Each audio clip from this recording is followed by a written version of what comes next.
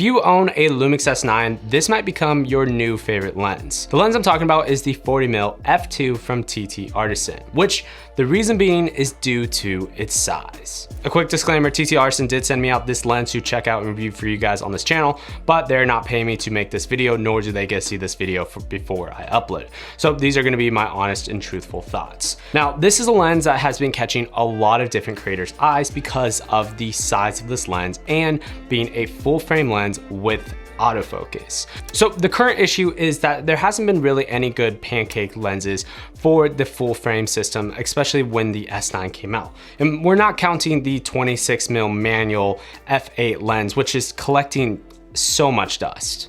Then we have the Sigma soda can lenses, which are really good, high quality clinical lenses. But again, they're more like soda can sizes and not necessarily a pancake lens. Then finally, my personal favorite lens for a while has been the 18-40mm f4.5 to 5.6 from Lumix, but this lens is a little bit deceiving because it doesn't start off as 18mm here, but an 18mm here. It still at least makes the camera a little bit more pocketable, but when you ever actually want to use this lens, you do have that variable aperture and you are also have to use it at this size rather than this size. That would be the more ideal situation. And introduces the TTArtisans f2, which has been creating lots of noise on the internet about how this might be the perfect lens for the Lumix S9. This is not going to be a super technical review, just some of my thoughts and the quirkiness about this lens, what I love about it, and some of the cons. So let's dive in. First thing we do need to touch point on will be the price point of this lens. Coming in brand new is around $168 here in the US, which is extremely affordable when you're considering this is for a full frame camera. Granted, this is a third-party lens, so we'll talk about autofocus in a bit, but this is still extremely affordable compared to anything on the market right now that is first-party lenses. So very, very impressive. In terms of the physical build of this lens, it is a full metal build on the entire exterior. You do have a click aperture from f2 to f16, which is really impressive for, again, something that only costs $168.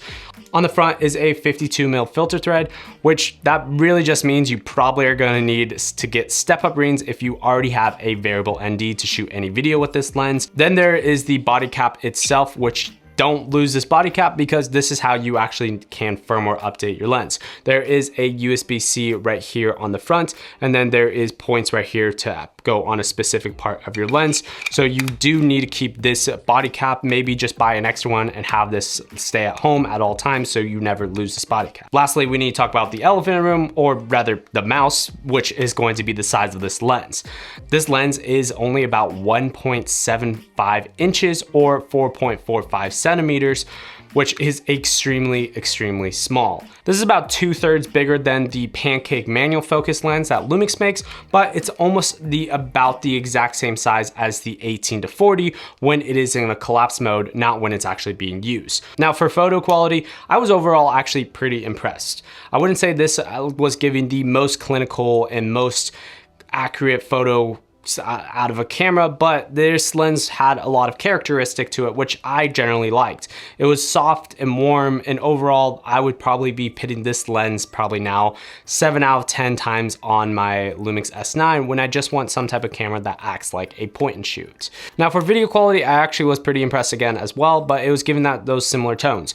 It was a soft image, it had a lot of warm tones to it, and overall, it was a pleasing image at the end of the day with, again, a lot of characteristics to it. I would not be pinning this lens on my camera to be using as my interview camera because it is an f2, but I would be doing this as something that I just want to shoot life and just like capture actual moments that are happening in my life is when I probably practically would be using this lens.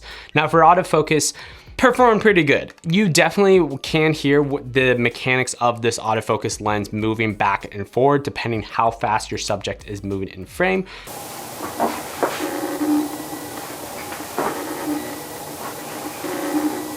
With that said though, it does work pretty well. One tip I personally recommend, especially when you're using any third-party lenses, is use single area or single area plus on your Lumix camera to get the best autofocus performance out of lens. This just allows your camera to focus only on one point of the image or wherever that box is on your image, instead of using the full frame or the full area. I think using single area is going to get your best performance out of autofocus for this lens. Now, my overall thoughts, I think if you're looking for a budget lens that is small and pocketable, I think you really need to look no further. I've been very, very impressed because I feel like TTArtisan has been leading the way for the third-party lenses for the L-mount system, and especially with autofocus. Having the 75mm lens also was performed really, really well in my experience. And now with the 40mm f2 being so small, I'm really excited how many more small full frame lenses with autofocus they can produce, because this one